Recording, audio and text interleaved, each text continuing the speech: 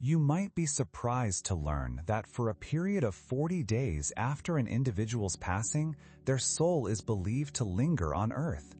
During this time, it endeavors to complete any unresolved matters and purify itself from earthly attachments.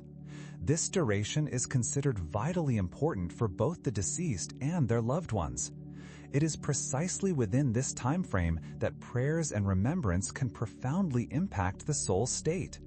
However, it's not solely about traditional rituals.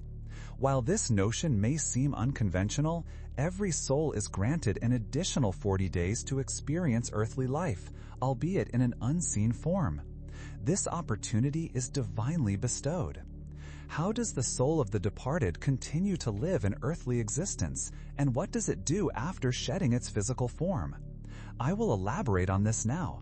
But first, I kindly ask my listeners to subscribe to my channel and like this video. For the initial 40 days, the soul of the deceased remains tethered to its earthly existence, retaining a strong connection to the material realm.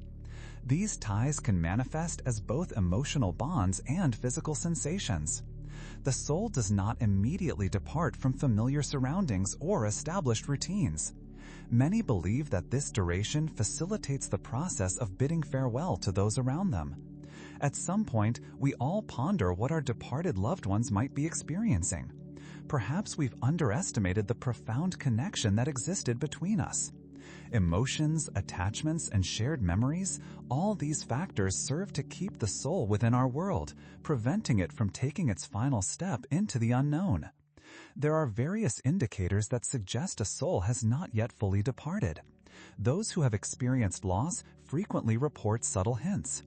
These might include unusual odors, sudden recollections, faint sounds, wisps of mist, fleeting shadows, objects shifting within the home, or gentle touches. It's also common for a familiar voice to be heard at unexpected moments, as if the spirit is attempting to convey its feelings. Furthermore, as specific dates such as birthdays, anniversaries, or holidays approach, many people sense the presence of the departed. What seem like random coincidences and odd occurrences transform into something more profound than mere chance, leading individuals to believe they are linked to the memory of their cherished loved one. Throughout this 40-day period, the soul of the departed continues to live much as it did before. It experiences a range of emotions much like a living being. This period can be described as a time for the soul to gradually shed its earthly habits and attachments. The soul retains its routines. Many individuals observe that after a loved one's passing, their spirit is palpable throughout the home. It continues to engage in activities it pursued during its lifetime, such as moving through the house or gazing upon cherished possessions. All of these actions serve to maintain a sense of connection. The soul is quite capable of resting on its own bed, a place where it spent countless nights. This location transcends mere physical space, becoming a sanctuary of comfort where the soul can temporarily find solace from its new, unfamiliar energy. Furthermore, the soul touches its everyday items, which might include articles of clothing or other objects that held significance for the departed.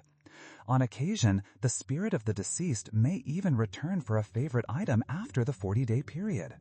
Therefore, do not be surprised if a beloved sweater or scarf belonging to a departed relative goes missing.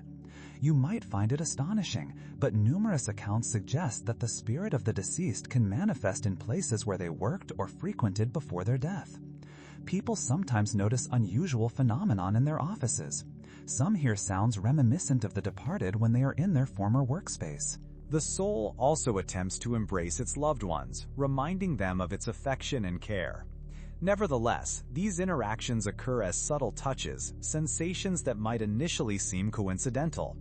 Yet, those who have endured such a loss often describe these moments as genuine encounters with the spiritual presence of the departed.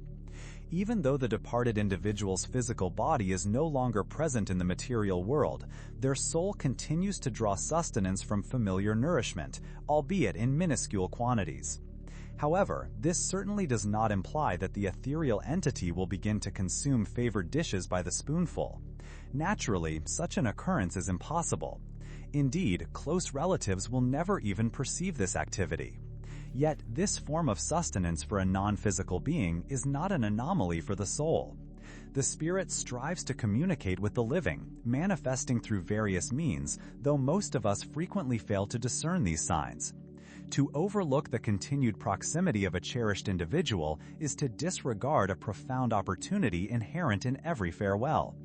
These communications are not always readily apparent. At times, they manifest as subtle nuances requiring keen observation. References to the departed might emerge in conversations, within dreams, or even through specific gestures. The soul may be striving to impart that it remains present and continues to care deeply for us. Upon the passing of a dear one, each of us invariably contemplates their current whereabouts and state. During this trying phase, prayers emerge as the invisible conduits bridging the mortal realm with the afterlife.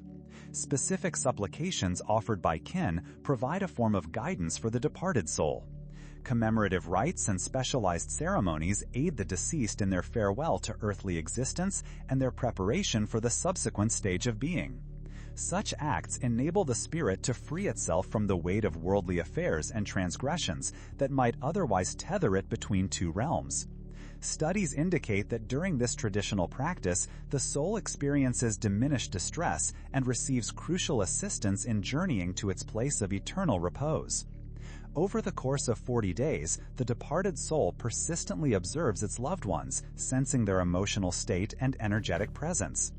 During this window, the soul absorbs their affection, thereby easing its continued existence in the afterlife. Anguish, elation, devotion, and sorrow, these collective sentiments serve as a distinctive sustenance, vital for the soul's navigation through the trials of the beyond. It can be inferred that such potent emotional interplay also profoundly influences living individuals. Concurrently, as the spirit is infused with love and understanding, family members grasp the profound significance of this time frame and their intrinsic role in the departed's earthly journey. By reflecting upon a myriad of cherished memories, they aid the soul in releasing its terrestrial attachments, thereby purifying it of worldly transgressions. The 40-day span signifies more than a mere numerical value. It embodies a complete cycle brimming with diverse emotions and pivotal instances.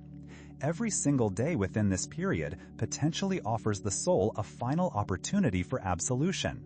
During this juncture, family members have the chance to seek forgiveness for their grievances and to transcend any lingering animosity or discontent. This constitutes a unique purification, ultimately leading to the spirit's liberation from its burdens. Regrettably, not all individuals consciously maintain their focus and prayers to support the departed.